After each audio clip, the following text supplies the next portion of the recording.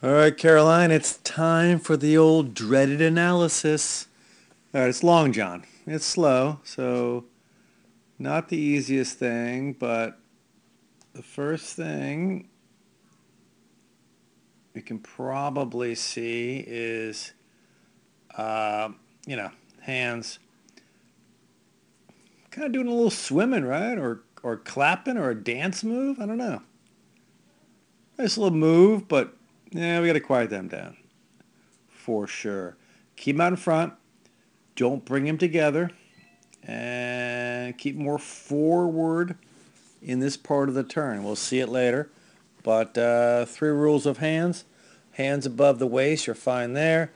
Hands wider than the elbows, you're fine there.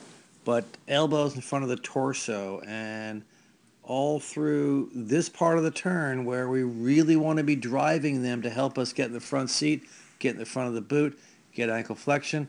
They're just a hair back. So they don't get forward until here where the turn's over. So push them forward, push the elbows forward, think elbows forward. All right, what else? You know, too much hip, two things, and this is nothing new. We talked about this last year. That's just really too much hip angulation, particularly when we're going slow here. We have to try to figure out how to start from the snow up and the feet up, meaning roll the ankles, knees, and then use hip if we're going fast enough.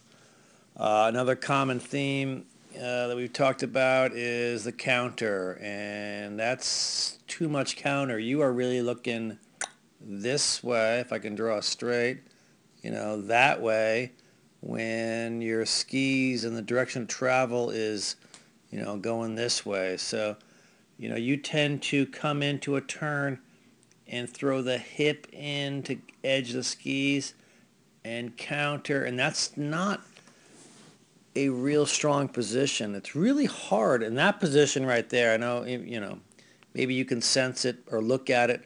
It is really difficult to put pressure on that ski. You're not in a strong position. You're also not in a balanced position. You can imagine if you hit a bump, mogul, whatever, water bar, what would you do?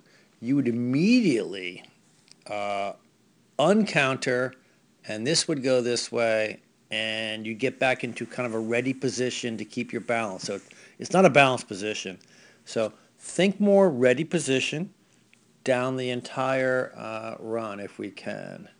So, that's kind of the common theme that I have for you. In addition, lead change, it's too much going on there, and it's all kind of interrelated because you counter, because now you're looking kind of this way when the skis are going that way, and with too much hip, it causes this much, you know, kind of divergence between these two skis, and we need to keep, more or less a half a boot length max. So, but the problem is, how do you stop that? Well, a lot of coaches will say, pull the inside foot back, but when you're in this position, um, it's really hard. You're kind of locked in. Like you couldn't necessarily like pull the inside foot back there.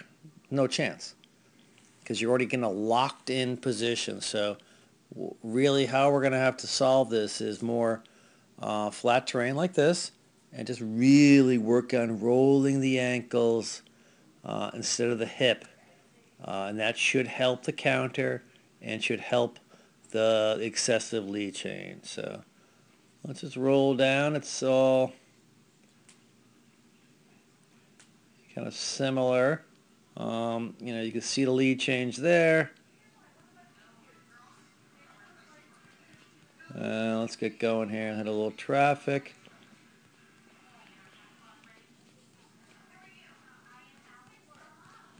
I just want to see the side view really towards the end here.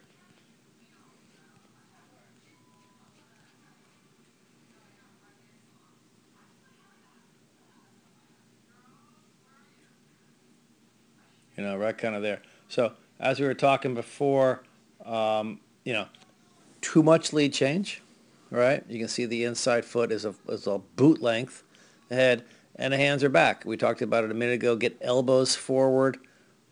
We need, in this part of the turn, have the hands forward. So, few things to work on. We're going to try to work on more rolling up from the ankles and knees, which should help eliminate the excessive hip, hopefully helps eliminate the counter, and quiet the hands and move them on forward, and we'll go down the hill a little faster.